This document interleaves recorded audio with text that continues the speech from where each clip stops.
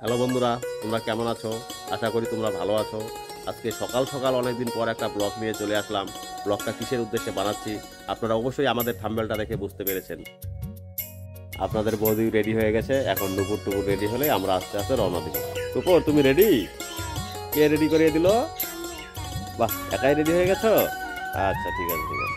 নুপুরকে ready করিয়ে দিচ্ছে নুপুরের মা, আর টুপুর তো একা একা রেডি হয়ে গেছে। আমরা এখন সবাই মেলার উদ্দেশ্যে বেরিয়ে পড়েছি, কারণ কিছুক্ষণ সময় লাগবে মেলায় পৌঁছাতে। একটু লেট করে বাড়ি থেকে বেরিয়েছি, কারণ রাস্তাঘাট ফাঁকা, অনেক লোক আগেই চলে গেছে, আমাদের একটু দেরি হয়ে গেল। আমরা এখন সরাসরি চানের ঘাটে চলে যাব। চান টান সেরে আমরা পরে আস্তে আস্তে মেলার দিকে যাব। এখন আমরা গাড়ি থেকে নেমে হেঁটে হেঁটে যাচ্ছি। আমরা চানের ঘাটে চলে আসলাম। আমরা সর্বপ্রথমে যাব যেখানে গঙ্গা মা আছে, সেই গঙ্গা মাকে দর্শন করার পরে এখন আমরা চান করার জন্য রেডি হচ্ছি, কারণ এই মেলাটাতে একটু লোক কম হয়েছে, কারণ পাশে আর একটা মেলা আছে নদীর পাড়ে। এই মেলাটা 82 বছর থেকে হয়ে আসছে। নদীর পাড়ে যে মেলাটা আছে সেটা 5-7 বছর হবে, কারণ এই মেলাটা যেহেতু অনেক পুরানো, তাই আমরা এই মেলাতে আসলাম। এই যে আপনারা দেখতে পাচ্ছেন, আপনাদের বৌদি আছে, আমার মা আছে, নুপুর টুপুর আছে, সবারই চান টান কমপ্লিট।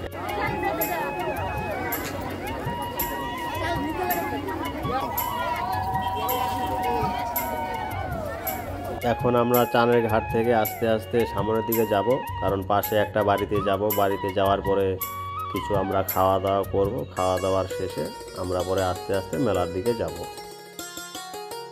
খাওয়া দাওয়া শেষ করে আমরা মেলার দিকে যাচ্ছি। সর্বপ্রথম বাসন্তী মাকে আমরা দেখব।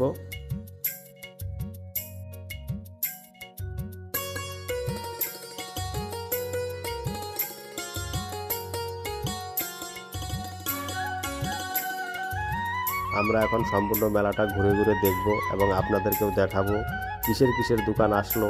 আমরাও দোকানগুলো দেখি এবং মেলাটা ঘুরি, আপনাদেরকেও দেখাবো। আপনারা আমাদের সাথে থাকুন, দেখতে থাকুন।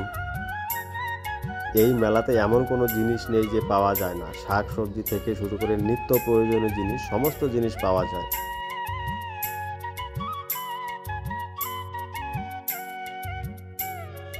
এই যে দোকানগুলো দেখছেন, এই দোকানগুলো দেখলেই মেয়েদের মুখ থেকে জল পড়ে যায়। প্রচণ্ড রৌদ্র, তার সাথে গরম তো আছেই। নুপুর টুপুরকে বললাম যে একটু আখের রস খেতে, ওরা আখের রস খাবে না, ওরা বললো যে আইসক্রিম খাবে, তাই দুজনকে আইসক্রিম কিনে দিলাম।